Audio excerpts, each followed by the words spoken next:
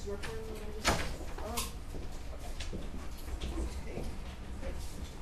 Okay, welcome to all of you. You are in Abortion, an Urgent Part of Women's Liberation. So I hope that is where you all plan to be. My name is Eleanor Bader. I'm going to be moderating this panel today. This is Sunsara Taylor, who writes for Revolution newspaper and has been involved in the struggle for reproductive justice for a while now. Unfortunately, yeah, would you please close the door? Unfortunately, this was meant to be a dialogue between two very disparate viewpoints on what needs to be done to make abortion more accessible in an era of incredibly intense attacks. Unfortunately, Cristina Page can't be here today. She had a family emergency, so she unfortunately won't be here. So Sunsara is going to speak on her own, and we hope that all of you will have a whole lot to say about broadening the struggle for reproductive justice and making it a struggle that people are really talking about. I mean, anyone who's paid attention in the last couple of months, all of 2012, this has been the year of the attack on women. This is the year that misogyny has taken precedence in a way that is almost unheard of. And I'm clearly not a kid. I've been around for a lot of years, and in my memory, this is the most vicious the attacks have ever been. And it just seems like on a daily basis, the attacks from state after state after state are accelerating in a variety of ways, all of them target against women and our bodies and our bodily autonomy. Just on Wednesday, Mississippi passed a bill that says that abortion is illegal after the fetal heartbeat can be detected.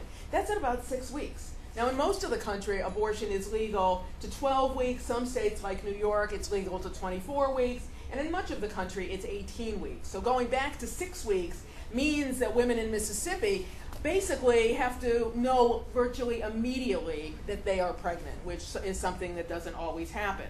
You may have also noticed that transvaginal wands are being proposed in many states across the country, where women will be invaded, literally, by the state in which they reside, so that the doctor can either show them what the fetus looks like at whatever stage they are thinking of possibly terminating their pregnancy.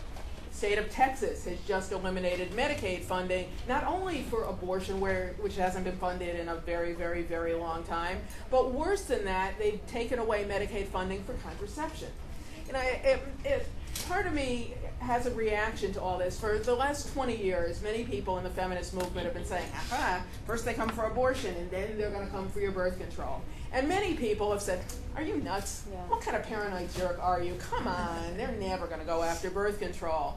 I don't want to be right on this one, and I'm sorry that many of us are right on this one, but here we are. Clearly, birth control is now a pariah in the same way that abortion has been a pariah for the last 39 years. I want Sunsara to have plenty of time to talk, and I want us all to be engaged in this dialogue, but the attacks just keep coming. And it's not just contraception and abortion. Violence Against Women Act is coming up for renewal. Money for our battered women, they should stay at home. If he beats you, it's probably for a reason, girls, and you deserve it. If you were just a better wife or girlfriend, he wouldn't have to hit you. So Violence Against Women Act, giving you options, giving you a way to leave a bad relationship, no, no, no. And you also probably know that some fabulous intellect came up with if it was up to me, divorce would not be legal anywhere. Wow. I mean, so we're really looking at a wholesale attack on all of the kinds of things that we kind of take for granted as giving women autonomy and giving us the ability to live our own lives in an autonomous, independent, creative way. And if all of these things go, we are going to see a retrenchment that will make the 1940s look like a progressive period. So, I'm going to just stop now and open it up and let Sunsara speak for a little bit about what she thinks needs to be done, and then all of us really need to engage in a dialogue, because it's incumbent upon all of us to really think about how we talk about these issues to try to galvanize people who aren't paying attention. Thank you. I like Eleanor.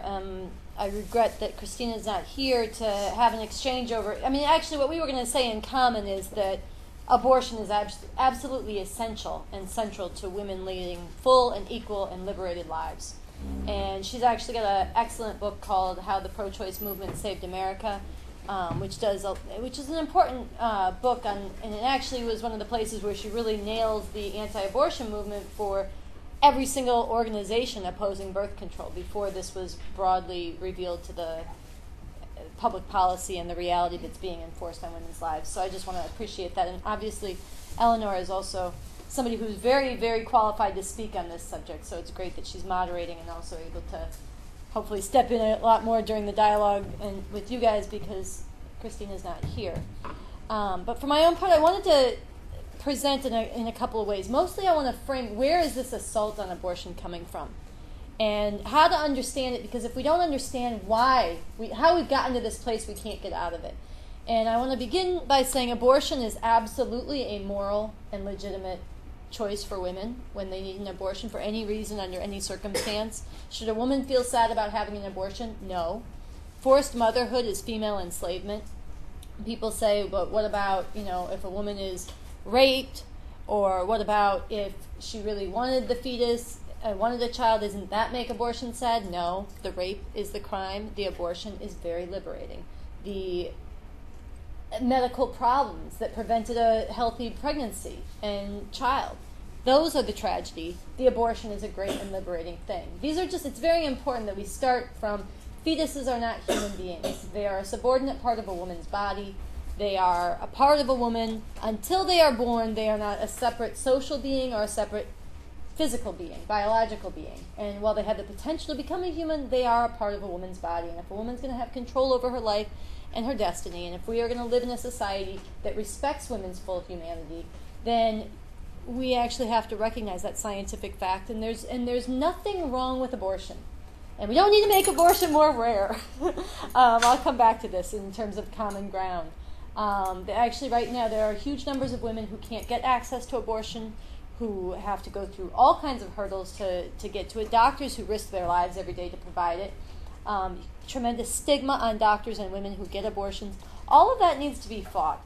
And actually, if we do that, abortion will be a lot more common, because there's a lot of women who don't get it right now who need it. There's also, we need birth control widely available, which would make abortion less necessary, but that's sort of a secondary matter to the fact that it's a perfectly moral and legitimate decision for a woman to make. And I think that's the first thing, and if we want to, we should have some discussion about that, because it's so rarely talked about. Abortion, why is it such a big deal? Why does it keep becoming like this huge, everybody says, oh, we were going to have the elections about economics, and now it's the social question. Again, abortion keeps coming up because women who cannot decide for themselves when and whether to have children really are not free. And there's two fundamentally different views of women. It's a very new idea, historically speaking, on the planet. A very new idea that women are full human beings, that we're not breeders, that we're not servants to men, that we're not property, that we're full human beings. And along with this was an idea that emerged in the last century. It's been fought out in different ways. There were revolutionary struggles and revolutionary state power in China, where radical changes were made before capitalism was restored there. There was a women's liberation movement in this country, which fought, in many realms for the recognition of women's humanity, and against a lot of violence against women and stigma against women, and accomplished a great deal. But in the 60s in this country, a revolution wasn't actually made. And so this system, not just the women's movement, but also the whole revolutionary upsurges of this society, and the system remained intact. And it has since then reasserted an enormous backlash against all the gains of the 60s, the women's liberation struggle, but also the broader revolutionary upsurges. And I think it's really important that it's only in that context that we can understand sort of the newness of the idea of women being fully human, having the right to birth control, having the right to abortion, having the right to determine when and whether they would have children, and the newness of that, and that it was up against something very entrenched throughout history, throughout tradition, throughout the culture, but also in the state and the economy and the culture and the state of an imperialist, capitalist, patriarchal society. And there's been a backlash against everything that was gained at that time. the advances for women, but also the broader advances. And I think it's only in that context that we can really understand why it was a backlash both against the gains made by women, but also the backlash against women was a major means through which the broader reactionary social fabric of the U.S. was stitched back together. Because if you think about the anti-war movements against Vietnam, the black liberation struggle, all of the social upheaval, the radical disaffection in the culture, there was a whole different way people wanted to live and be, and this had initiative throughout society. It didn't make a revolution, but there was a way that actually, beginning with Reagan, there was a whole pushback against all of this. Carter was sort of the years right after that where he was very calm. Now, nobody get too excited. We can all get along. He was a little calmer. But then Reagan came back, and he reintroduced sort of unabashed, he launched his campaign. Somebody said this in the plenary last night in Philadelphia, Mississippi, signifying, upholding states' rights, and that's the place where 3 civil rights workers were lynched. He went there to launch his campaign. Racism was going to be back. Patriarchy was going to be back. All of the things, pro-America, blind patriotism was going to be reasserted. All of this began with Reagan in a real way. And it's important to understand that it was a backlash against everything of the 60s, and the backlash against women's reproductive rights and abortion sat as a key pivot in that. And I wanted to read this quote from a early architect of the anti-abortion movement. His name is Richard Viguerie, because it explains quite a bit of how a section of those who rule this country and have interests in the maintenance of this country saw the question of abortion. He said, "The abortion issue is the door through which many people come into conservative politics, but they don't stop there. Their convictions against abortion are like the first in a series of dominoes. Then we lead them to concern about sexual ethics and standards among young people. This leads to opposition to secular humanism. Then we point out that secular humanism is identified as both the godfather and the royal road to socialism and communism, which points the way to commitments to minimally regulated free enterprise at home and to aggressive foreign and military politics to counter the communist threat from Russia and its many surrogates." Now, hey, welcome. Now you can clearly see, come on in, that Russia and its many surrogates, there have been changes in the world since the time of this quote. But you also see in this quote from Richard Viguerie that the question of abortion was both something that was taken up by a certain section of the ruling class, both as an attack on women's gains, but also as a way of reestablishing a whole reactionary framework. The free market enterprise, the aggressive foreign military strategies, all of these things as a coherent whole. And this was, again, because, and I don't have time and I don't want to take the time in this room right now, but there was the rending of the social fabric, the challenges of the 1960s to those who rule this country and to the coherence of an empire was tremendous. And then there were other changes and challenges this country was confronting. Demographic changes, influx of immigrants that unraveled some of the social cohesion, national cohesion, effects of globalization abroad, including loss of economic dislocations in this country. There was a lot of things that were together with the fact that a lot of people had, and people like Buchanan always talk about this. There were great divides torn open in the 60s that were not going to go away, and there was a need to actually reestablish national cohesion. And in that context, the reassertion of the family and of patriarchy and of patriotism was a big part of how this system really saw a need to go at that. And so, among some sections of the U.S. ruling class, Christian fascism, as an outright assertion of the Bible as the literal basis for the law of the land, including absolute male authority over women, and the mandate that women bear children and submit to men, was aggressively fought for. This was fought for very consciously by certain sections of the ruling class, elevated by Reagan. Among other sections of the ruling class, this was conciliated with, and common ground with it was sought. And this common ground began in a significant way among the Democrats with the presidency of Bill Clinton.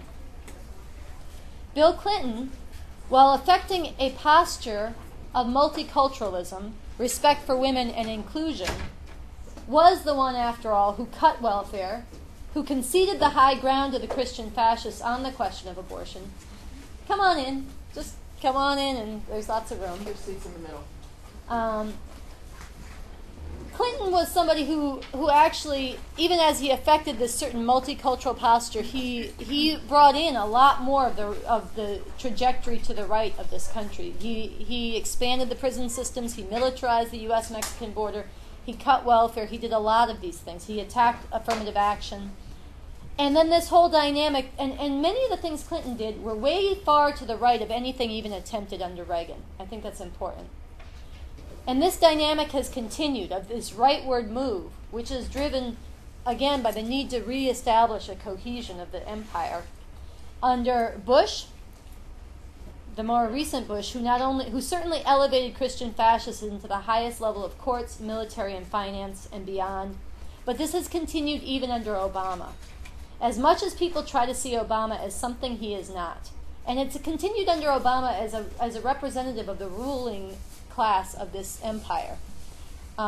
It meant something that Obama brought that bigot, Rick Warren, to give his convocation prayer at his inauguration. If people don't know, Rick Warren is a biblical literalist. He's a bigot who preaches openly women should submit to their husbands as their husbands submit to the Lord, because the husband is the head of the wife, even as Christ is the head of the church. He is somebody who insists the earth is 6,000 years old and evolution is made up. He is somebody who spearheaded the attacks on gay marriage in California. He is a bigot. And he was invited. It meant something, and Obama knew it. When he invited that bigot, Rick Warren, to give his convocation, he was signifying, there's room for you in this administration.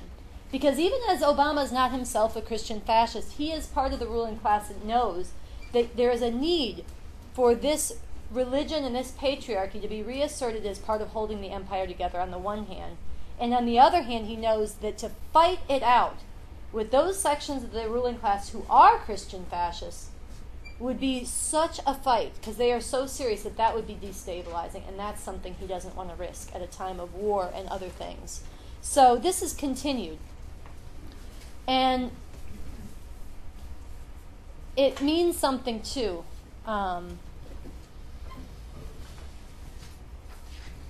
I'm just trying to skip ahead so we open it up soon. Okay. And this, okay.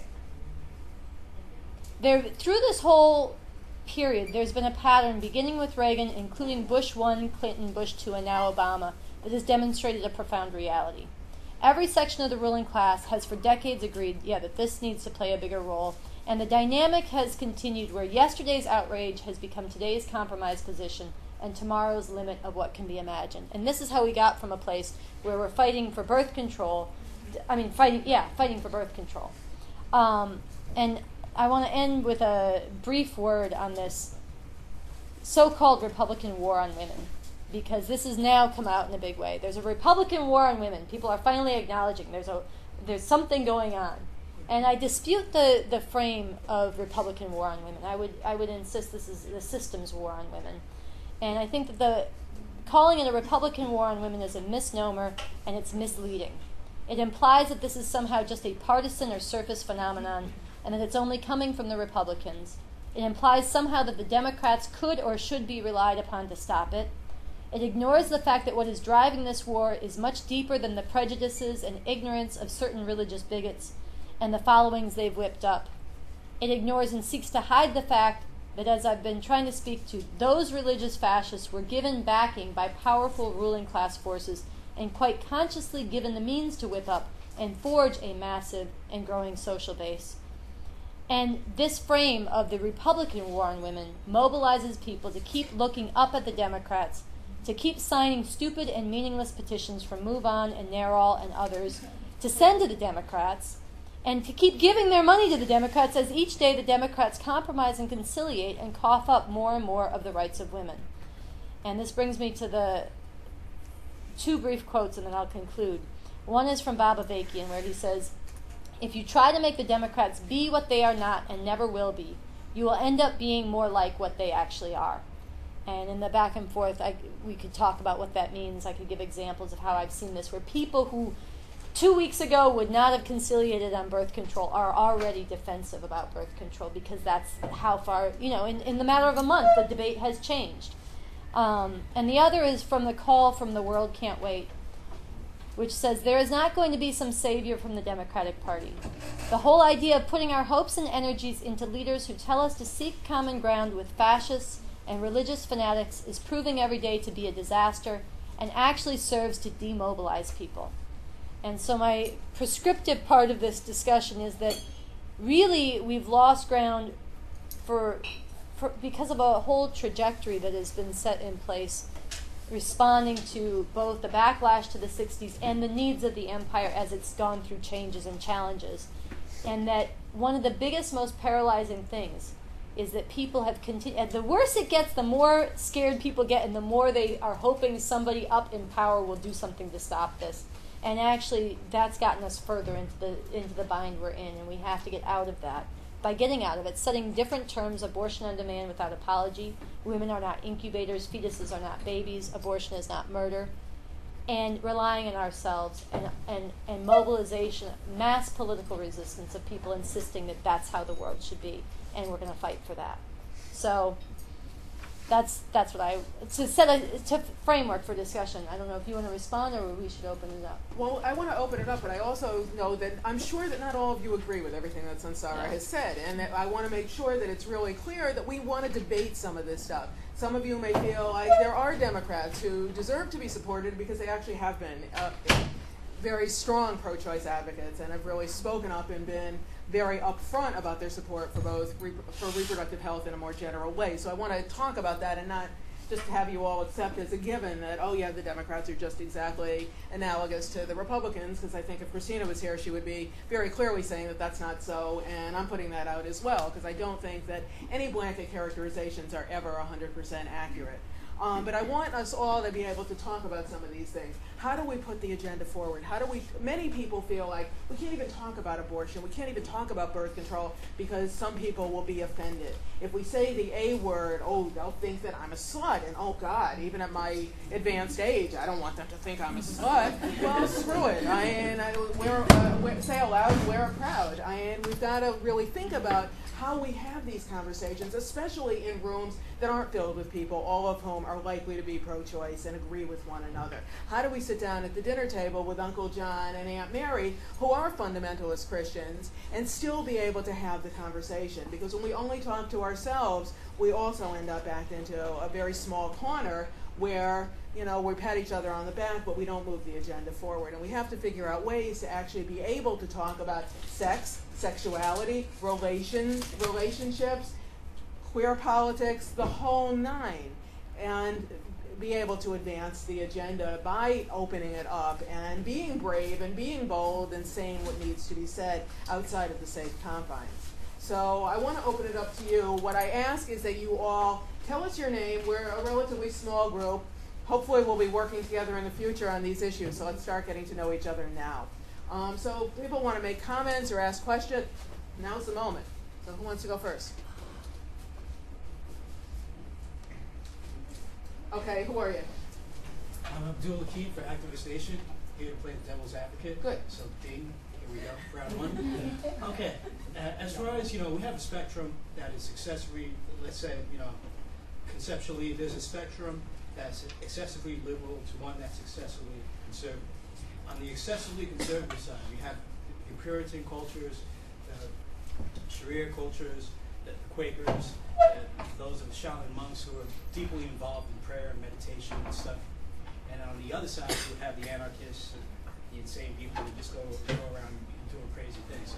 And granted, this is under the ideology that we are not at our best. This culture, this popular culture, is not one that's excessively involved in recreation and entertainment. It's clearly not the best. So how do you approach a conservative who says, I don't see it as a progressive stance. Granted, you could call the anti-women thing. You could say that that's a degeneration and just a part of the characteristic animosity that people have within disrespect women and to put down women. But also, I don't want there to be progress backwards. I want there to be a progress forward, for there to be like more civility within the program. So, you know, is that really a progress forward or progress backwards? Do you want to start? If there's other people in the audience who want to respond directly to that, I would give space for that. Otherwise, I'll respond to it, and then we'll go to another question. Did you want to respond to that? Just say your name first, please. I'm Fran Left, and I'm just,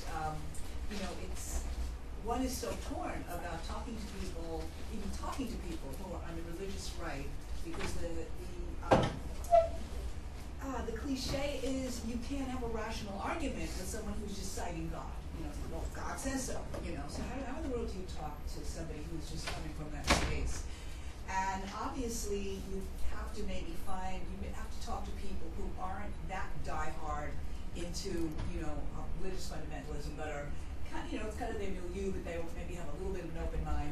This in terms of communicating. I think it's essential that we communicate because people like myself who live in New York City, even myself who thinks I keep in touch with the world on these issues, you wake up one day and you just say, oh my God, how did this get so far? How could there possibly not be one abortion clinic left in Kansas? How could this really be happening? Because we're kind of insulated here. So it's been a great failure to not be talking to people. So I'm sort of just jumping off from your question, but I just want to throw another question out about that, which is how do you do that? And the show that I do, which is Joy of Resistance, Multicultural Feminist Radio on WBAI, this coming Wednesday is going to be making an excursion into talking to the other side, which I have some trepidation about. The other two producers who are doing this show think it's a good idea, so I'm kind of curious in going along with it. We're actually going to have a debate called Abortion Within the Black Community, and it's going to have some Black Christian conservatives be debating, these are all women, with Black progressive pro-choice, pro-abortion rights and pro-reproductive justice people, including one person who is from the Religious Coalition for Choice. Okay, so it's really kind of a good idea, but on the one hand, I'm quite nervous about ceding some of our space, our precious left radio space, to people who are going to start, I'm afraid, yelling about, abortion is murder and God, and possibly even appeal to some folks in our audience, and possibly get more recruits. I'm very nervous about opening the space up that way. On the other hand, I think it's a terrific idea. So I'm just putting out my own being torn about where you talk, where you open up space, how you do it to people who are absolutely determined to use any kind of lies to win. Who knows where the hell they're coming from? Some of them, they're just opportunists. How do you do that, and how do you sort it all out? So I'm going to throw that open, and I'm doing a little bit of a plug for the show, which is Wednesday it's coming Wednesday between 9 to 10 p.m. If any of you would like to watch us navigate this difficult territory, I have some flyers. But anyway, that's my question. I want to know from Sunsara and Eleanor. I want to just come at it from a slightly different vantage point. I'm going to tell you a story about my father-in-law, who died a couple of years ago at the age of 100. He was incredibly homophobic. And gay people were just horrible. They were sinners. It was horrible. It was horrible. It was horrible. They should just be shot on sight. Until his cousin John came out. And then John came out and said, Uncle Nathan, I'm gay. Gee, you're my favorite nephew. Gee, all of a sudden, literally overnight, gay was okay. Cousin John is gay, so now it's okay because Cousin John is clearly sane. He holds a job. He's a nice guy. He's loving. He's kind. He calls me once a week. He's my favorite nephew. And that was it. And I think people are often afraid to talk about stuff because they know that someone has previously said something that was incredibly entrenched. And the fact that 1 in 3 women in this country have abortions before they hit the age of 45 means that many of us sitting in this room have had abortions. And do we talk? Maybe we tell our friends, our very closest friends, or maybe we don't even tell our very closest friends because they may freak out a little bit. But when we take that risk and we actually say something, and we are Cousin John to Uncle Nathan, it often has the desired effect. People tend to react to stories. Political rhetoric doesn't do it. In my mind, abortion on demand without apology doesn't say anything. It doesn't. It's fine for those of us who are in the know, but what affects people more is hearing Eleanor, who says, when I was 32, I had an abortion, and this is what my situation was, and this is why I had an abortion. Oh, okay, I'm looking at you, and you're not a slut, and you're not a terrible person, and this is what happened. Hearing the stories that we tend not to share really opens things up. And I think that your fear, Fran, is well taken, but I also think that when we take the risk, people often listen, and it's like, wow, I never knew anyone, or I never heard anyone say that, and oh, now I know you, I can't judge in exactly the same way. Well, I want to respond to a few of the things that have been said. One of the things that you said, Abdul, was that we want more civility. It wasn't the only thing you said, but I want to take issue with that. It's not because I want incivility, but I actually think there's a way, especially among progressive, radical-minded people, really among liberals, but even it filters into places like this and where it shouldn't. The idea becomes trying to be agreeable, trying to find common ground, trying to find civility and dialogue. Actually, I want liberation. And they're not always the same. And actually, fighting, when you are under assault, when there's a war against women, you actually need to fight that war. And you need to fight it not on their terms, but on our terms, and on the terms of what's true. This is where I think the stories of women's lives, the stories coming out, the telling the abortion stories, this is very essential. It should not be something that people are ashamed of. It should be something that gets said over and over again, louder and louder, in a way that does have a social impact. And we should do it because it's true, and because it's in line with actually, it's objectively liberatory for women to be able to have control over their reproduction. That's objectively true. It's not, there's some people who are extremely over here and some people who are extremely over there, and let's figure out how to make people agree. Let's start with what's actually true. Why is abortion under attack? Because it's about holding women down and cohering an oppressive society. And why is it important to fight for? Because you cannot liberate women without it, and if women are not free, then no one is free. And that's true, and then let's have a fight over, is that true or not true? And what side of history do you want to stand on? Not because it's my view, not because it's your view, not because some extreme over here and over there, and we want middle ground. We want, actually, I think this is something we have to start with what's reality, and then we have to fight for what's true. And then in that context, I feel like there's the meaning in abortion on demand without apology. I feel it does actually, because it corresponds to, if there's not abortion available for all women under any circumstance when they need it and when they desire it without any stigma or shame, then then anything that stands in opposition to that is part of enslaving women. It's part of the traditions that are chaining and enslaving women, whether it come from family, whether it come from the church, whether it come from the culture or from the state. And that's a demand, and it's an outlook, and it reflects what's true. There's a lot of ways that could be given expression, but it's a very different meaning than abortion should be safe, legal, and rare, which is another thing that people say. I mean, it started with Bill Clinton, but that implies, it smuggles in the notion that there's something morally wrong with abortion. I think that's a very damaging statement. I think abortion on demand without apology is a very liberating statement, and it has real meaning, and it has had real meaning for people, not because that's necessarily going to change the die-hard fundamentalist's mind the first time they hear it, but my experience with this slogan has been, I will end with one example where I gave a talk at an atheist convention, not a very religiously influenced community, very untraditional, atheists, a hall full of atheists, and after I was done talking about the Christian fascist assault on abortion, where it comes from and what's wrong with it, and I said abortion is a perfectly moral decision for women, this young woman came up to me and started telling, a lot of people came and told me their abortion stories, exactly like she's saying, because people don't have a place to tell them. And so this one woman, though, she told me her story, and in the middle she started bawling.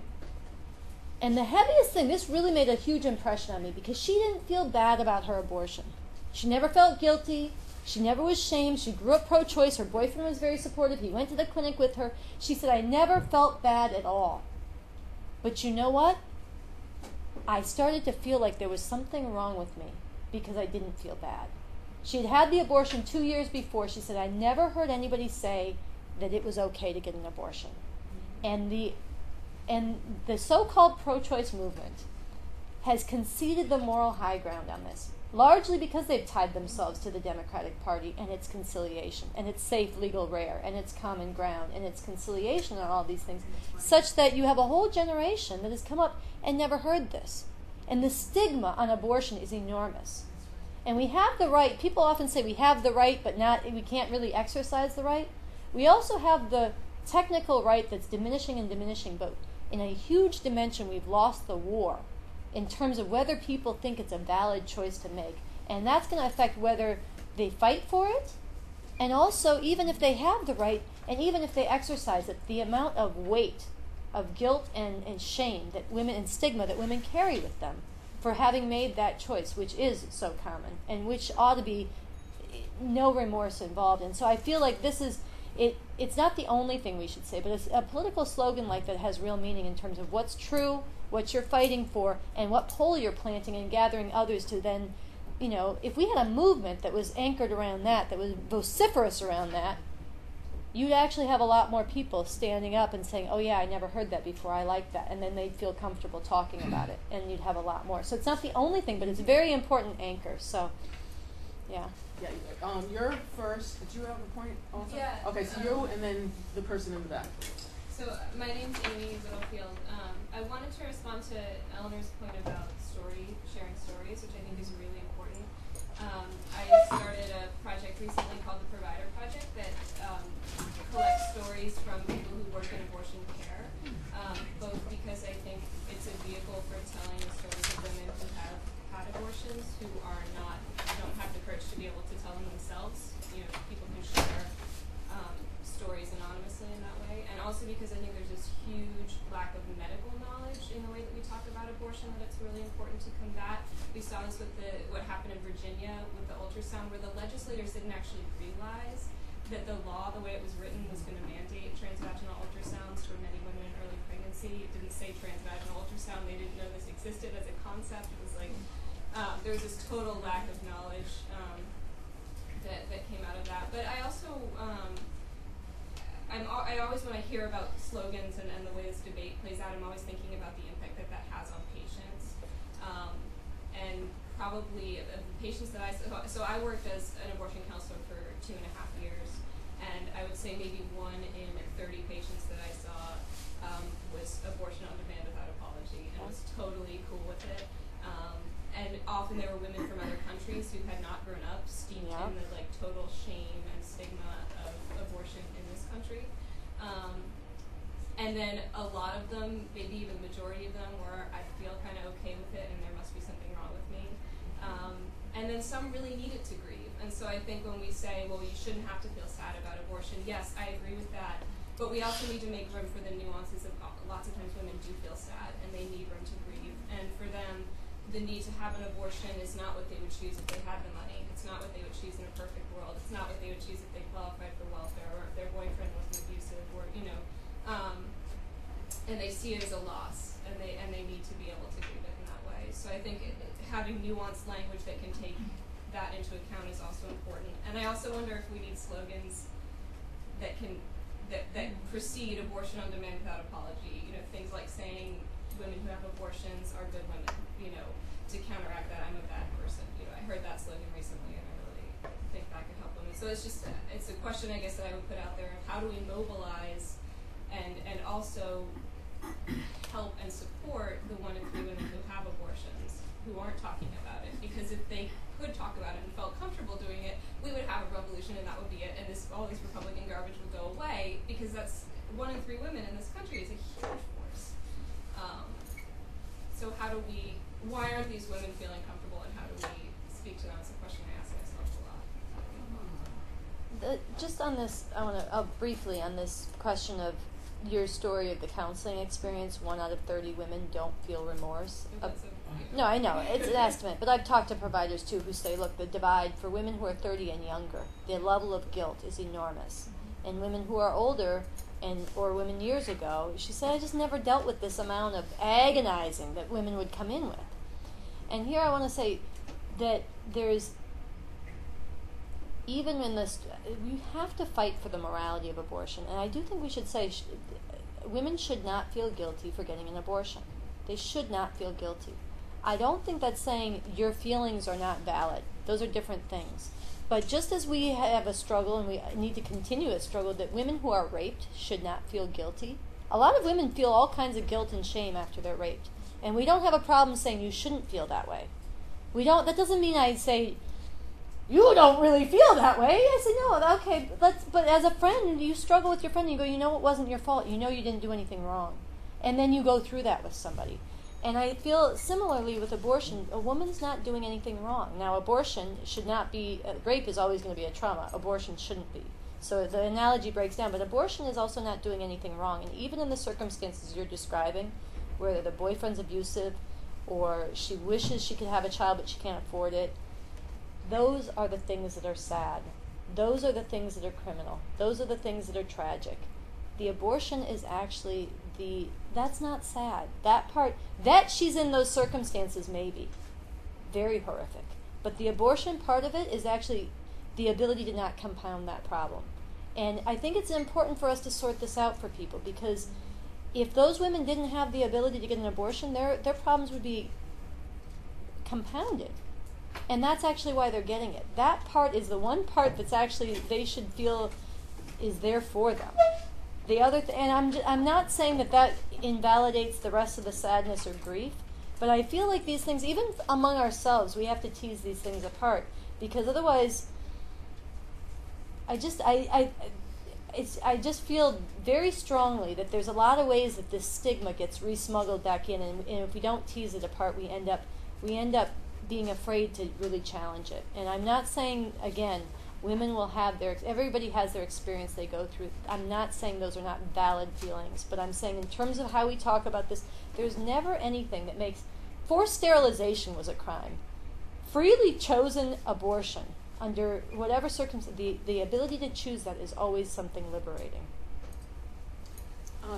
I wrote, you'll be next. I worked on a book that came out in 2001 about the history of the anti-abortion movement. And when I interviewed providers who had opened clinics in the 70s, right after Roe versus Wade, all of them said they opened their clinic and they thought that it was going to be like dental offices. There'd be one every couple of blocks because it was legal now, and you would just go around the corner to your local abortion provider, and what would be the big deal? They were completely blindsided by the anti-abortion movement and by the fact that the movement was so dedicated to making people feel guilty, to the extent that now there were two different groups that call themselves pro-voice and that are telephone hotlines. One is called Backline and the other is called Exhale. There are phone lines where women can call when 10 years after the fact they're still grieving that abortion. And while they shouldn't feel guilty and they shouldn't be grieving, they are. The reality is that they feel really badly about what they did, and they still are stewing. They haven't been able to let go of the feelings that make them feel like they're a bad woman, that they've sinned in some very profound way, and that they're going to go to hell in a handbasket. And they need to talk about those feelings 10 years down the line or 15 years down the line. They're still stewing in it. So that while we can have our ideology that says they shouldn't feel, the fact that they do tells us that the stigma is really very deep. And it comes from religious sources, it comes from secular sources, it comes from TV, it comes from movies like Juno, it comes from all kinds of places where you keep getting reinforced with the message that abortion is somehow sinful and wrong. And that if you just had better control of your life, you wouldn't have needed to do this terrible thing and kill your baby. So that we've got a long way to go in terms of dealing with the feelings. Heather Alt is an artist who has created these enormous banners that she's putting up in front of clinics all over the country that celebrate 4,000 years of choice. It's what she calls it. But they're those huge banners that say, you know, good women have abortions. And that message in and of itself can be really liberating for people in terms of thinking that, wow, it's not just sinners, good women have abortions. Wow, who would have thunk it? No, I think you're right in terms of getting the stories up. And there was a woman a few years ago who published a book and made a documentary called "I Had an Abortion." Right. And so if you Google that, she collected stories of many, many women, from Gloria Steinem down to women that had abortions and told their story. And I think at the time she said she was still interested in collecting more stories. So I think they just reopened that. Right. I think they're re-beginning it, that project. That's what I heard. Okay. 1, 2. Okay. Well, I wanted to. Your name first, wait. Oh, sorry. My name is Justin. I kind of wanted to touch on the point that was made in the lead-off about the role of the Democrats. I think that's pretty important to discuss because often it is kind of perceived that they're going to make gains for women's rights and abortions, and oftentimes they get all this funding only to turn their backs, as we've kind of seen happen. So I think it's important that more so this would kind of be linked with the struggle for the working class as a whole, because this is more so an attack on the working women. So I think this should be linked with those issues and kind of create an alternative to this back. Well, I appreciate the question. I have to tease apart and take a little, it's worth it to tease these things apart. I don't think the attack on abortion is an attack on working women. I think it's an attack on women as a whole. And it's actually, and the reason I think I want to pick up on this is that there's a lot of economism out and about in the world and in this conference that says, really something's wrong if it interferes with the working class. And along with that is with the working class of the U.S., which is very sort of national chauvinist on top of it. Really, there is exploitation of people who labor in this country and around the world. That overlaps with and interpenetrates with the oppression of women. But the oppression of women is actually, it's not reducible to, and it will not be resolved just by thinking of the needs of the workers, and certainly not just by the needs of the workers in the empire. How do we get our best jobs, ignoring what everything in this country sits on top of? The clothes that we're wearing, the food that we eat, the slave labor and near slave labor that keeps this empire running. So it's important to tease those things apart. And then it is perceived by a lot of people that the Democrats are going to fight for women. I don't think that perception either mainly grows out of illusions flowing from or relating to the working class.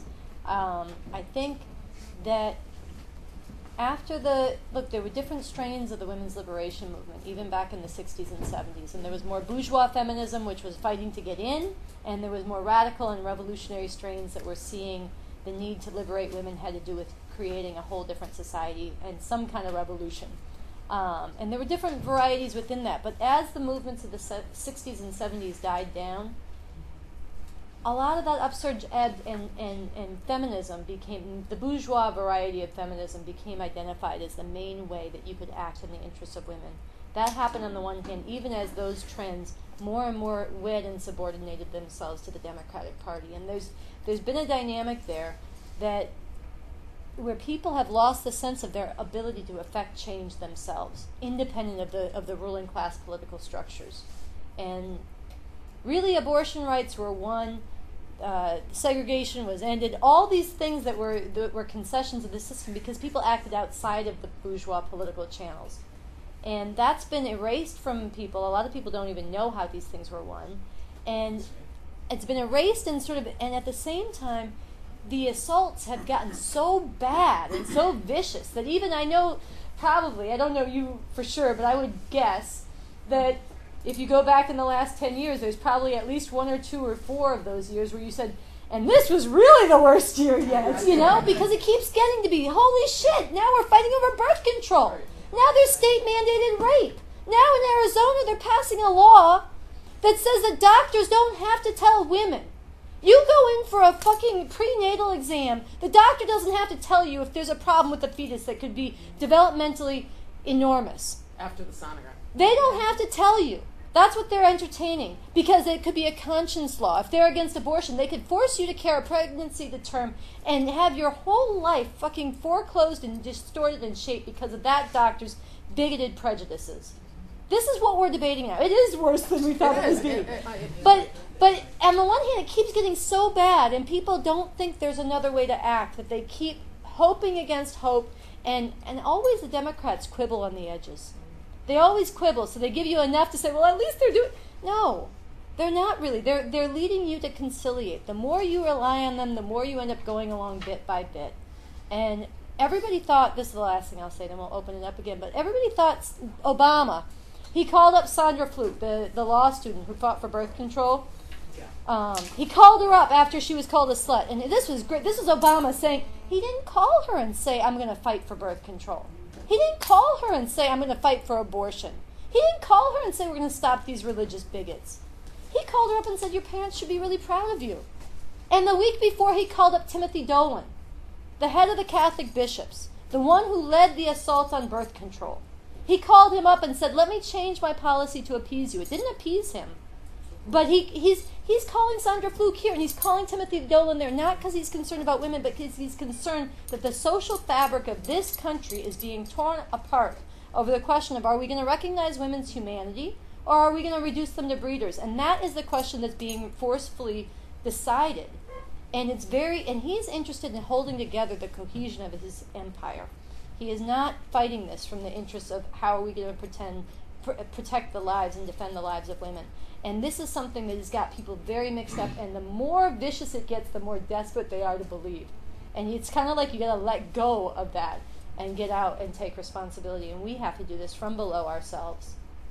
Just very briefly, Roe versus Wade was 1973. The first attack on abortion was against poor women, and it was the attack on Medicaid funding for abortion in 1977. So the theory at that point was, we'll go after women who don't tend to get involved politically, and those middle-class feminists won't utter a peep, because the assumption is they couldn't care less about poor women either. And lo and behold, at this point, 30-some years later, only 15 states voluntarily fund Medicaid abortions, and 35 states have absolutely no funding for poor women. So it was certainly an attack on the most vulnerable women first. You wanted to ask a question, and your name first? Oh, I'm Susan. My family has a long history of this issue from my grandma. There are chairs up here, though, folks. Fighting for, with Emma Goldman, and to my mother, who was a surgical nurse, witnessing what had gone on when the women who had the illegal abortions or self-induced abortions had come in with septicemia and just perforated uteruses and everything else. And but it's and it seems, and this has been something that my mom and a lot of people had said, is that a lot of the young people weren't getting involved. That they had gotten these rights because of the women who had fought before them for this stuff, and they were just reaping the benefits, but not realizing what was going on. And I'm hoping that this has really woken people up. But in our society also, we don't value older people, and there's so much knowledge and so much experience there on how they fought for the right for us to have contraception, for the right to have, and to go back and listen to them, because they really have gone through this war, and it's tearing them apart, because now they're seeing it all, going backwards. But the other thing I think is very important is the language. It just seems like like I remember when they were doing the late-term abortion ban, and even people who were for abortions and reproductive justice and reproductive rights were using this term partial birth abortion. Mm-hmm.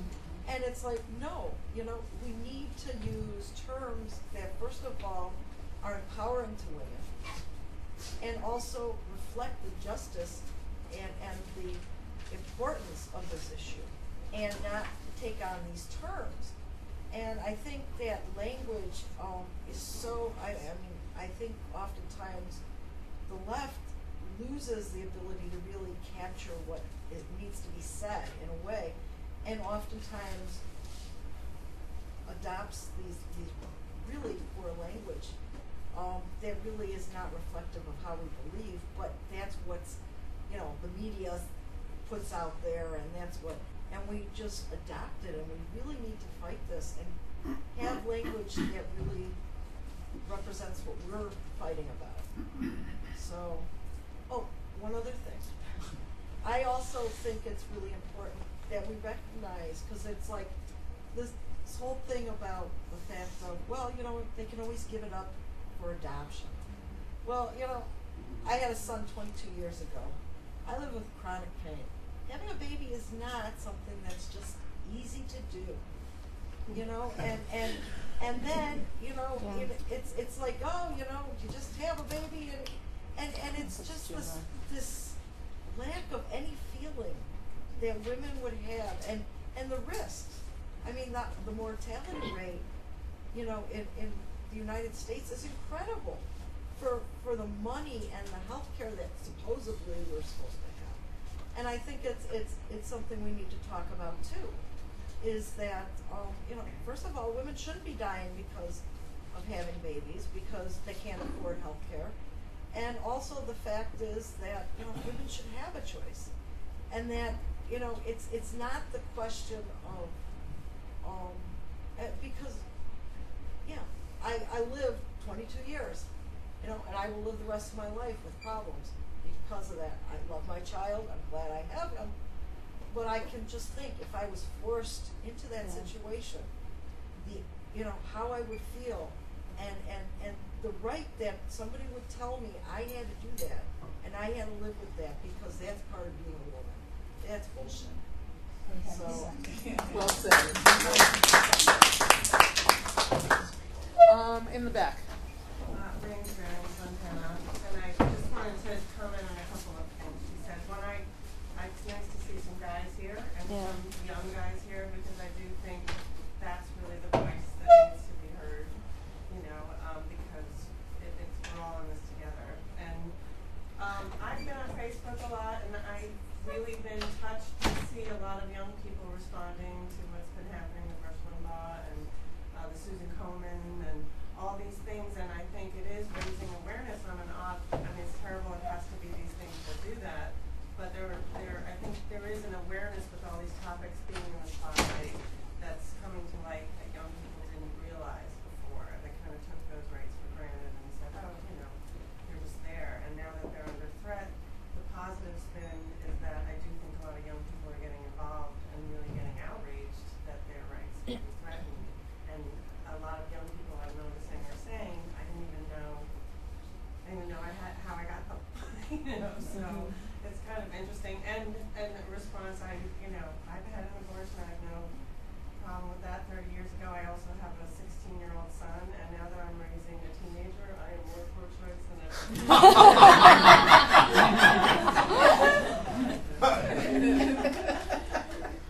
ever. You know, just on this thing of the attacks have gotten so extreme that they're moving people to wake up, I think it is a moment that we have to grasp and we have to act on. The thing that the thing I think is important to make a distinction here is that, you know, I spoke in a class about 2 weeks ago. It was a women's studies class, and the students had never talked about, they were, you know, never thought about, like you're saying, their rights, where they came from, anything, and they were so shocked to hear these. The professor read a bunch of quotes from Republicans, and they were so shocked to hear them. And then the most, like, to me, disturbing thing happened, which was that the professor, and I don't put this on her, but it's a trend. I use it to typify something. She started to explain to the students why birth control is so important for women. And she said, listen, you were there. You can help me remember this if I get it wrong, but my recollection, she said, even besides contraception, even besides preventing pregnancy.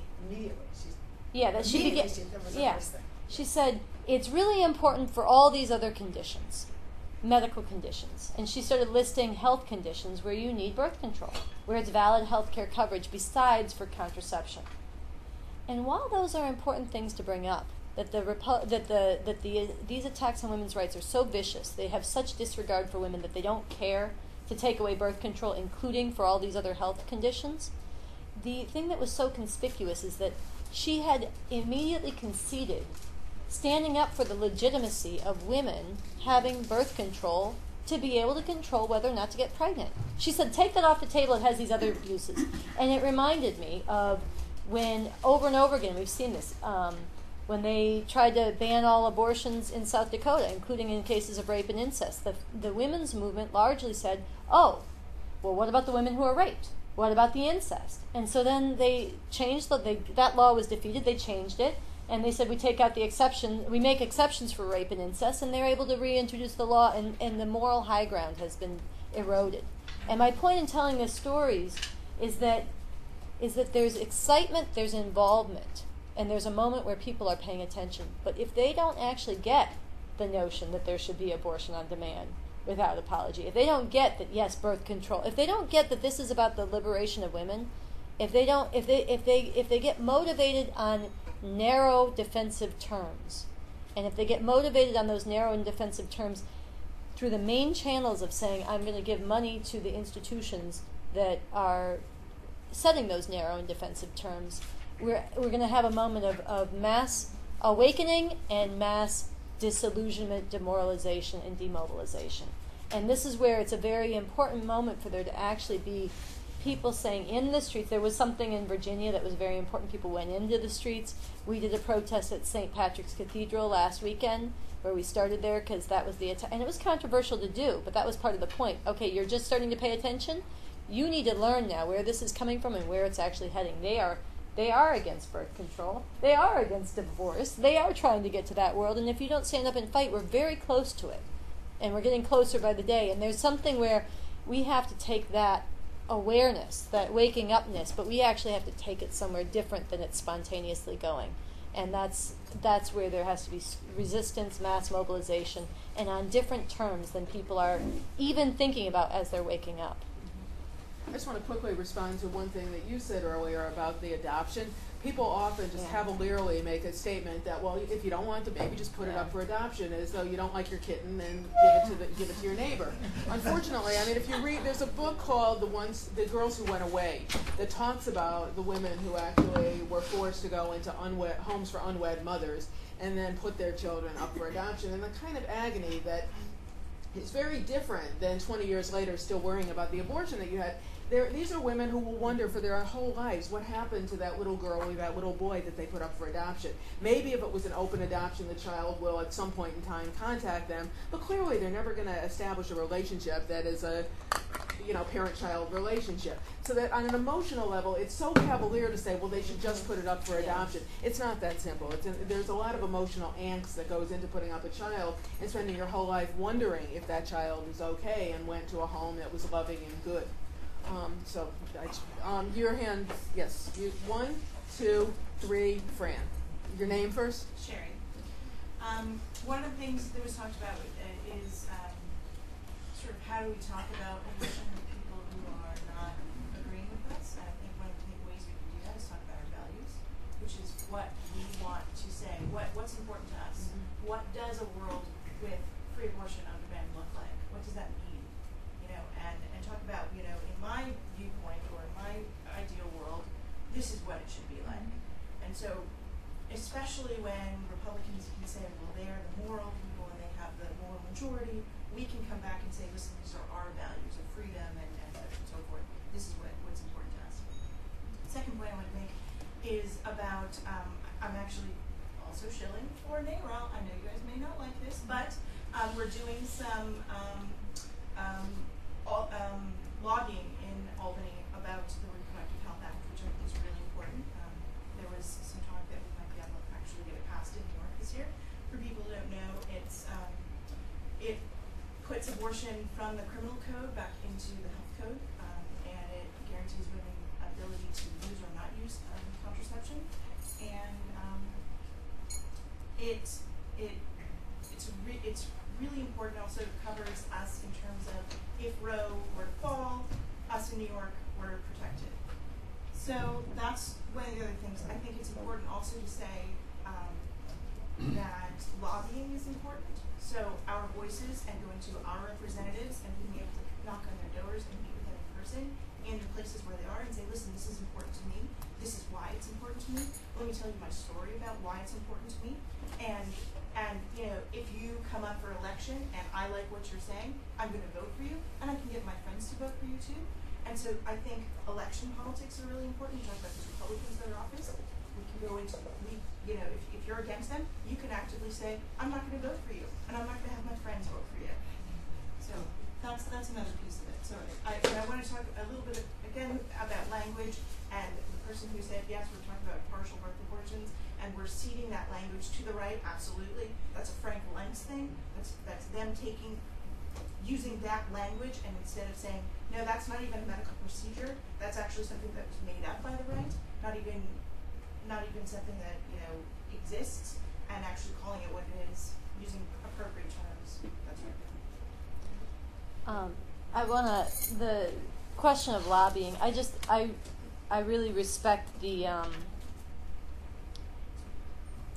substance of what you're arguing for in terms of women's lives and reproductive justice, but I have to disagree as firmly as possible with the notion that at this point the politicians are not stupid. They know. They know what's happening. I mean, nobody who is not paying attention, no one who's paying even an iota of attention can miss the fact that there is an enormous assault on women's reproductive rights right now.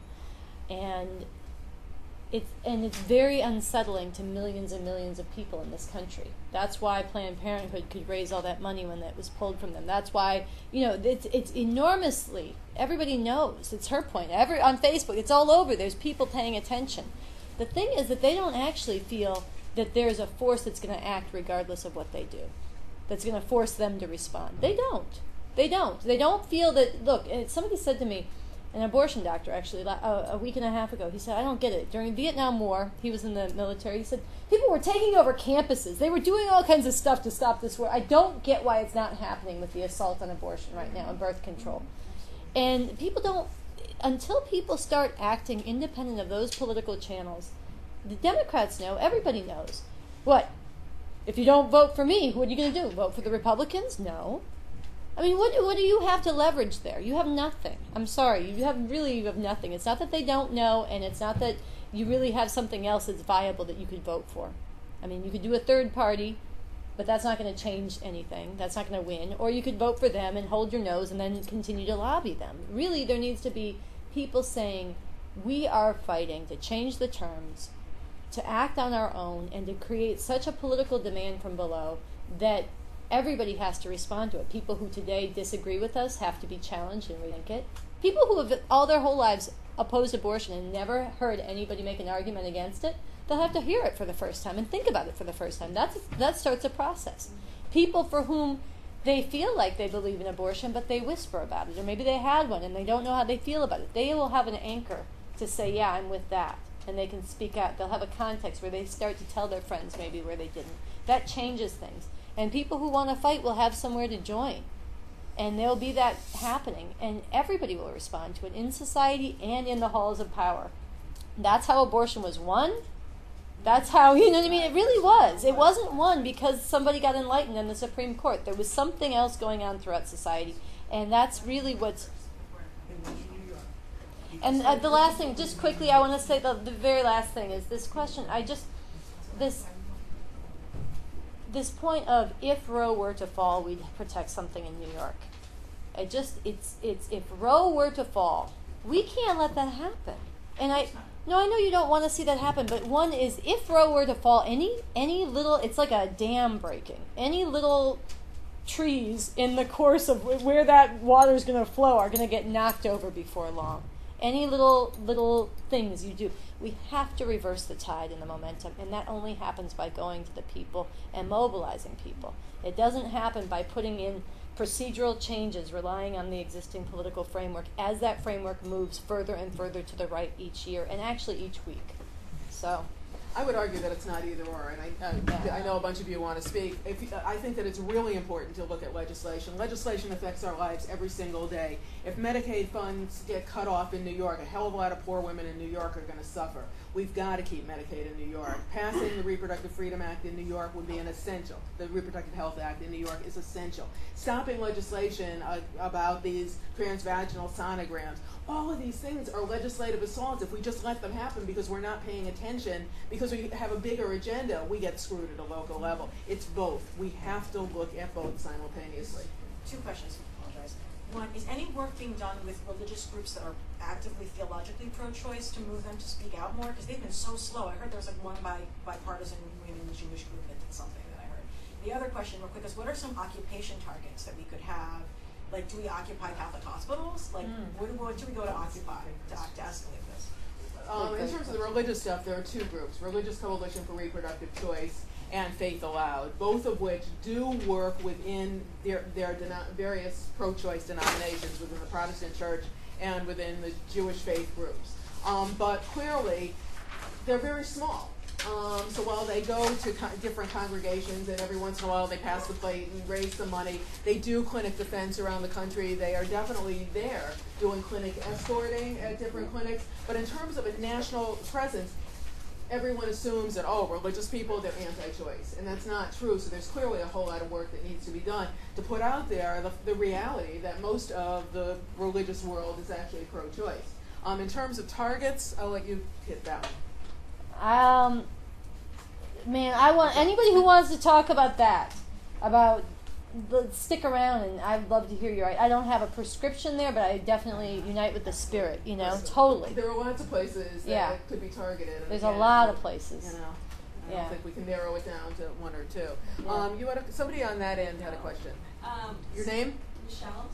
Just going back to adoption real quick. There's a really good movie to watch for free on Netflix. Could you speak a little? Yeah, Netflix. It's called Off and Running. I don't know if any of you've seen that. It's a movie called Off and Running.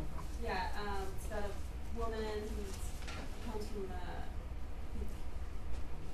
she was raised in Brooklyn, and African American woman, grows up in a Jewish family, two lesbians, and so it was just a really good film about how identity is formed, and really it hits on abortion because not to give the whole thing away, but it hits on it slightly because she actually decides to have an abortion at some point, and that's not the focus of the film. The film is really about like how we develop as individuals, and I know this might be off topic, but when you mentioned that, I just thought that was a really good film, and doesn't focus on any particular religion, but I think that is a good opening that people would see, oh, well, this person was adopted and they chose this.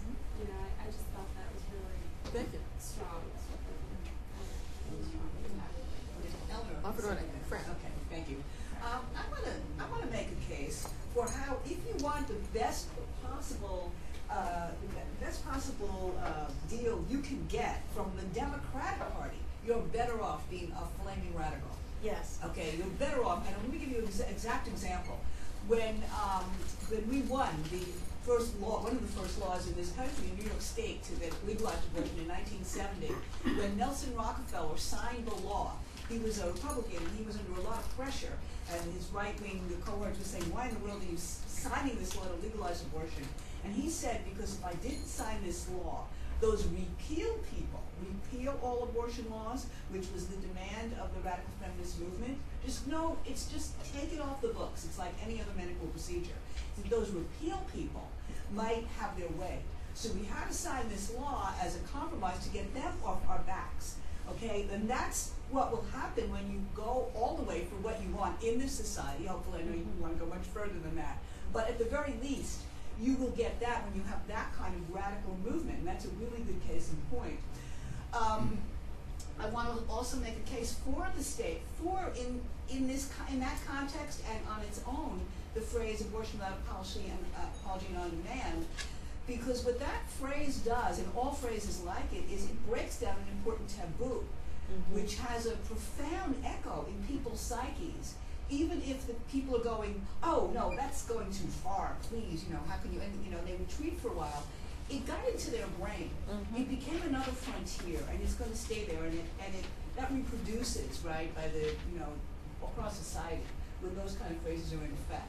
And the feminist movement that really won a lot of stuff and came close to winning a lot of other stuff was asking for things like free 24-hour childcare. Okay, free 24-hour childcare. Today we're like, could we please have a week An of hour once a week, please. Yeah, right, unpaid parental leave. Can we have 1 week of it?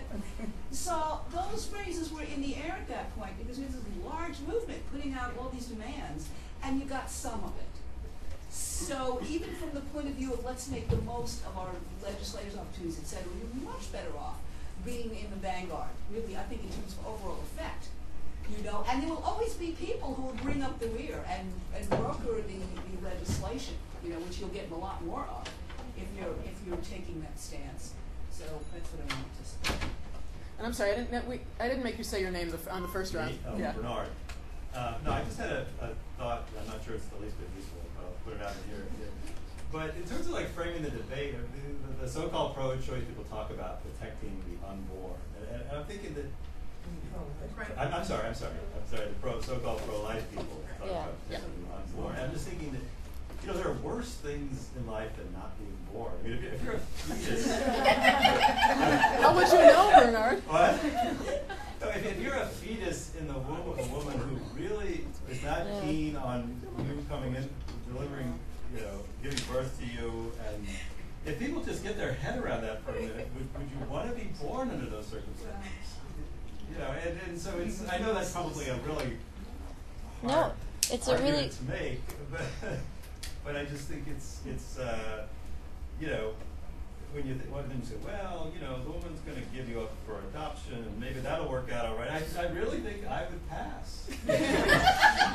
You know, as a fetus, I'll say, you know, I'll see if I can come back in another 300 years or something. I had this at the so-called March for Life in D.C. on January 23rd this year.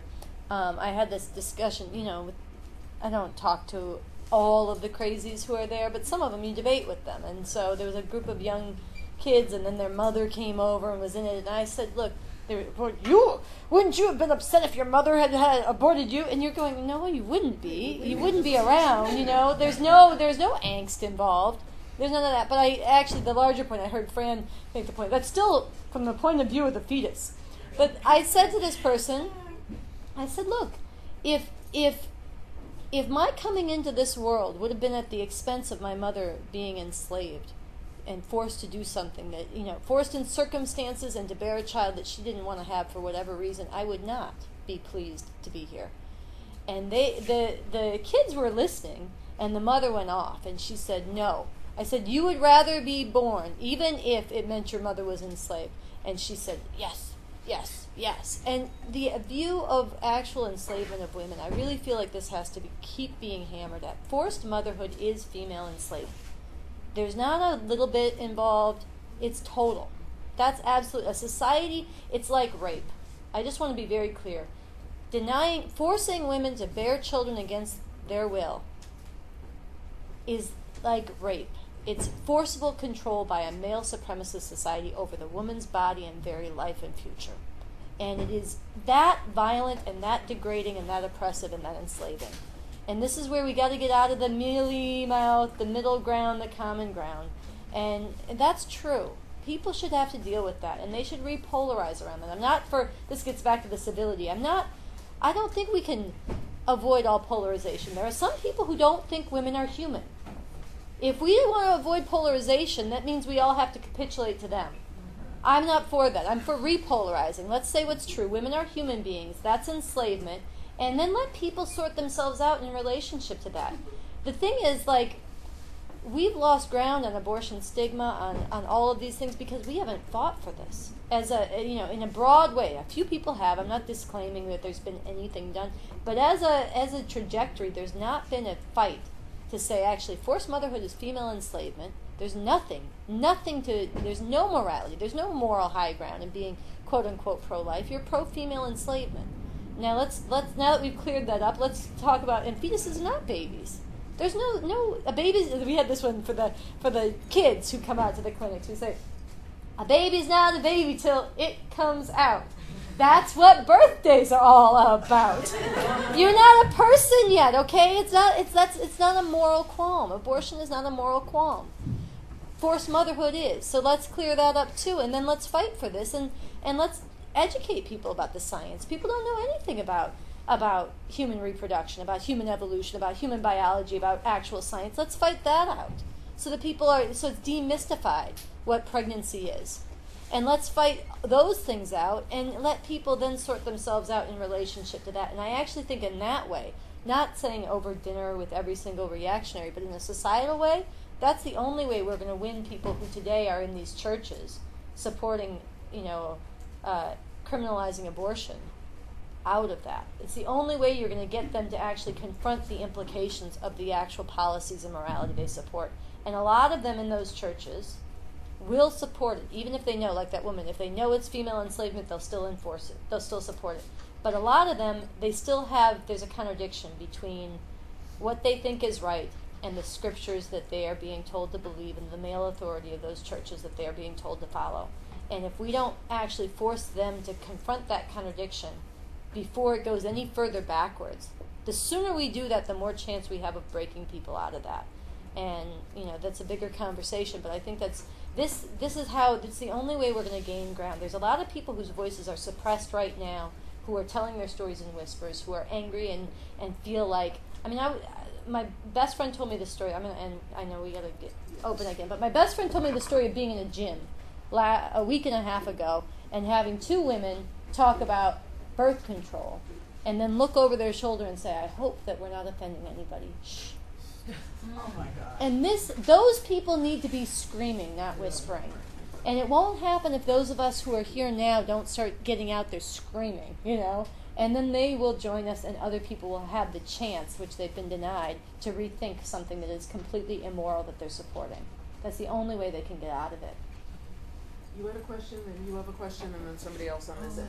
Yeah, there were actually something to also be aware of. I'm from Rochester, New York, and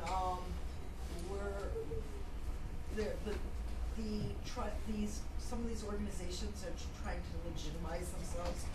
The one I'm speaking of that I have experience right now with is Feminists Choosing Life. Oh God! And they are literally trying to get involved in different groups. There's what we have this like Gandhi Institute, and they're sponsoring this event, and one of it was about infants, the infanticide in China, where the killing of infanticide, yeah. And the female selective sex abortion. Right, and then going to Occupy and saying, oh, we support Occupy. Or I'm part of a community space. They wanted to have a forum, and they're like, we agree on so many issues, and yes, we don't agree on this one, and it's trying to legitimize these radical people that really are totally against women. The name, is offensive enough, but the whole, and they're really trying to do that, to legitimize and infiltrate movements that they think they could influence. So people need to be aware of this and really counter because they could do it, Thanks for the warning. Yeah, and I also think that a good place to start is occupying the bishop's office. So. And we did the Catholic Church, and they weren't happy with it. But Listen, every one of you guys, we have this. We're going to pass around a sign-up list, but please, we need to stay in touch. But the Feminists for Life of America's slogan is "Women deserve better than abortion," and it's just one of those that makes you want to just wring little necks. And one of the things we have to really come down to is that abortion is foundational. And if we're really going to look at feminism, abortion is really something that cannot be compromised in any way, shape, or form. If they don't want to have an abortion, that's fine. It's not a rite of passage. You want to have 12 children, that's your right. But you cannot do anything to stop someone else from exercising that fundamental human right. I have a question for those folks who are more knowledgeable about what actual self-identified pro-life people think. I'm of the opinion that they don't actually think fetuses are babies, because if they thought fetuses were babies, they would be trying to try all these women who have abortions for murder. They are. But like they don't go and like try to arrest their neighbors, and they don't go and like firebomb like if they really thought it was murder, wouldn't they be? I think that they're lying. I think that they say that they're against, but they're not really. But like normal, but like normal people who just self-identify as like pro-life, like want to go and kill like us, like I don't, like because we're murderers, like I don't know. They are. I think there's a range of. Look, a lot of people don't think that deeply about it. That's actually most of the people who consider themselves pro-life are like a lot of the people who consider themselves pro-choice. They don't think that deeply about the full implications. They have a certain gut moral reaction. But the gut moral reaction of, quote, pro-life does actually think that in its essence and in its mainstream, the gut reaction is that that's a little baby. And it's the killing of a little baby. And while there are different levels of empathy for what women might go through and feeling like, well, that's really hard for a woman to do, we should be sympathetic to her, there's a lot of vilification of doctors in particular. And this was done because I actually think the anti-abortion movement early on ran into trouble because it only elevated the fetus and disregarded the woman. And the women's movement responded and said, where's the woman? All these pictures of fetuses, there's no woman. And they were right. So then they kind of took a different tack and they said, oh, abortion, women deserve better than abortion. Women regret their abortions. Women, we care about women. We're feminists for life. We want to take care of our women so they don't get abortions. And there was a way that this was done to alleviate what was a contradiction for a lot of people, even in their own social base. And it shifted it to demonizing these doctors, the baby killers. The people who mass murder babies. That's why these doctors have been killed, firebombed, harassed, and all of this, which still goes on.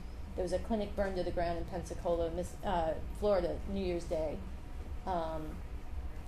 So a lot of that animosity was shifted, but I actually think at its core, there is the view that this is killing of babies, and it's an unscientific view, and it does actually create enormous, and it dovetails with enormous hatred of women that goes on, and misogyny more broadly. So there is a lot of resentment of those. You hear a lot of it in average pro-life people, the mainstream of them, the sluts, the women who are irresponsible, the baby killers, all these people. You'll always be a mother, you'll just be the mother of a dead baby. These are all things that are reflective of how much they've imbibed that. And it's also why they have to be forced to confront that actually the implications of what they're fighting for will criminalize. And I mean, this is what happens when abortion is criminalized. In El Salvador, which is a model for a lot of the anti-abortion movement, and they support this, there are women who've been arrested out of the emergency rooms, and they've had their uteruses, which were perforated and removed, confiscated and used as evidence in the courts to imprison them. That's the model. Okay, so people need to come up against that, so that and that contradiction that the anti-abortion movement has tried to alleviate by saying, "Oh, we're for women but against abortion." It's just like they say, "We're for gay people but against the sin." No, you're not. You're actually no. I mean, these are things that they've gotten a certain leeway on. We have to reveal that. No, the Bible says gay people should be killed and women should bear children and obey their husbands because they caused original sin. That's where the word is coming from. That's what they're going to be forced to carry out unless you get off that boat and fight for something else. There's not a middle ground. Even if you feel like you're in the middle, that's where it's going. And we see it played out right now, so you have to get out of that.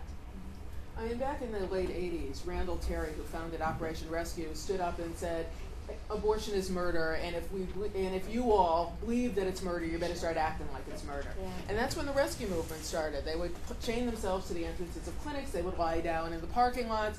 And after people started to get arrested en masse and have to pay massive fees, the rescue movement kind of frittered away.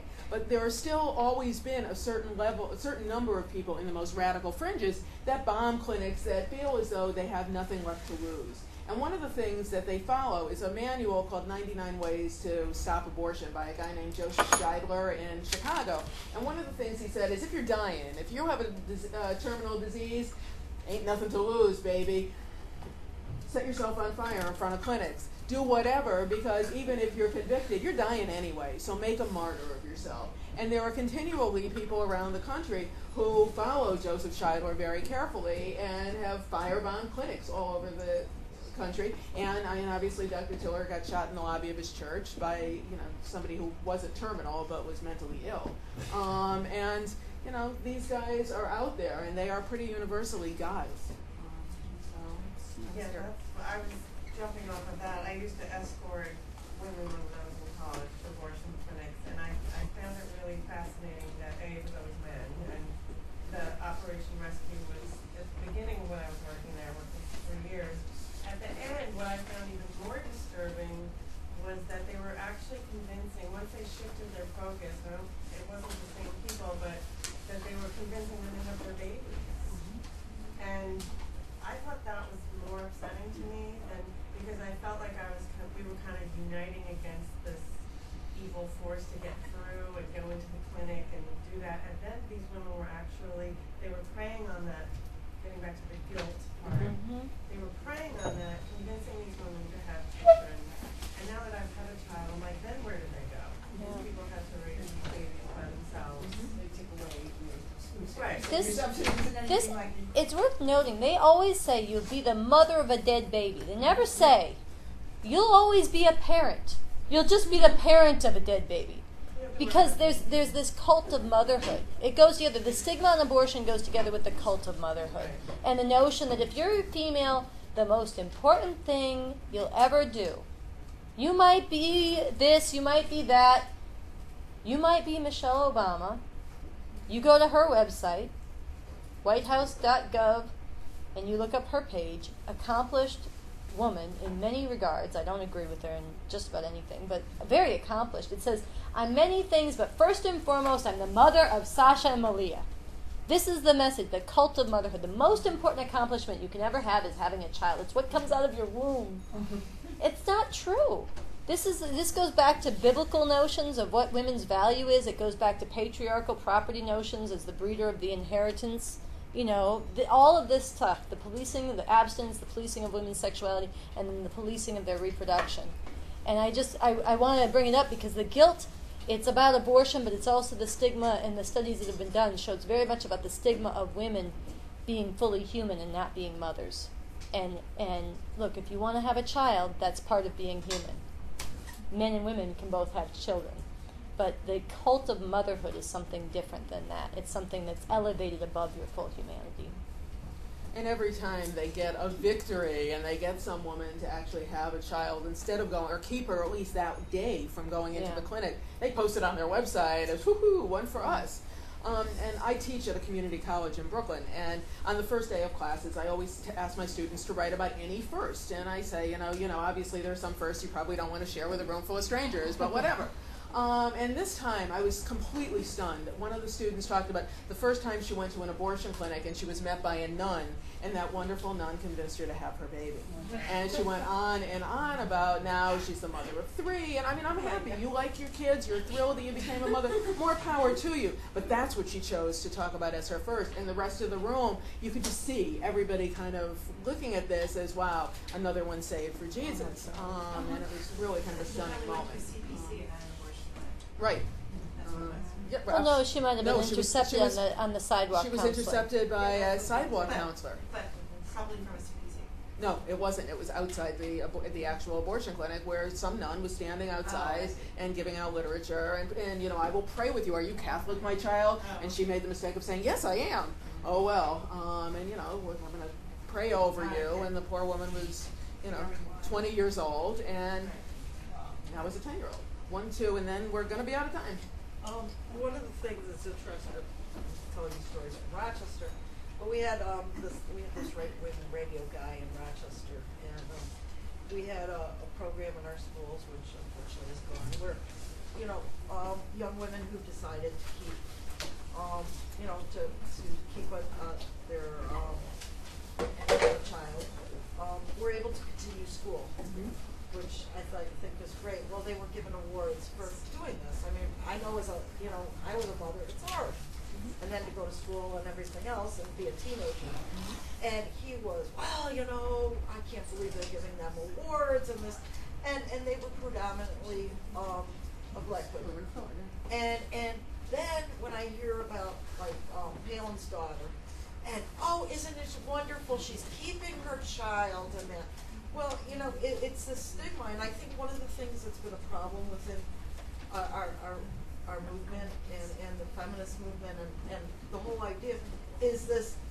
It seems like we're divided on our issues, and we have to really realize that there are different issues within different groups of women, but that we all have to stick together and fight and stand up for all women. Absolutely. Including the right to have a child. If that's what you want to do, that's what we should give you the I support to make that don't want possible. somebody to tell me what I have to do. I'm not going to tell somebody else what to do.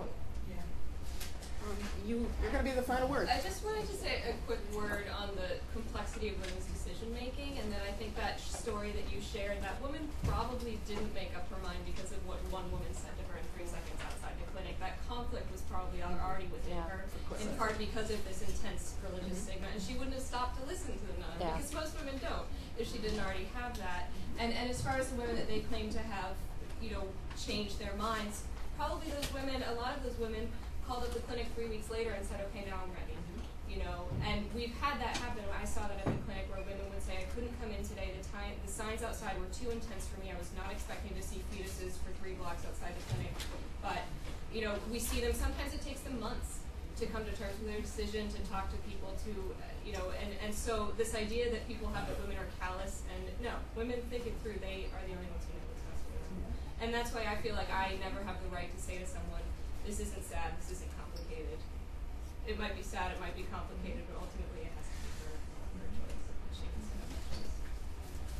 Okay, well, we're kind of out of time, so thank you all for coming. Yeah, thank you guys. There's a sign-up sheet going around. I'm not sure if it's still going around, or make sure your name is on it. This sign-up sheet is for an effort that I'm part of, which is to end, oh, there it is, the yellow thing. End porn and patriarchy, the enslavement and degradation of women. Abortion on demand without apology. We're doing many things, but sign up, we'll stay in touch. On the back of there is the statement. Good work. Yeah, thanks. Take care.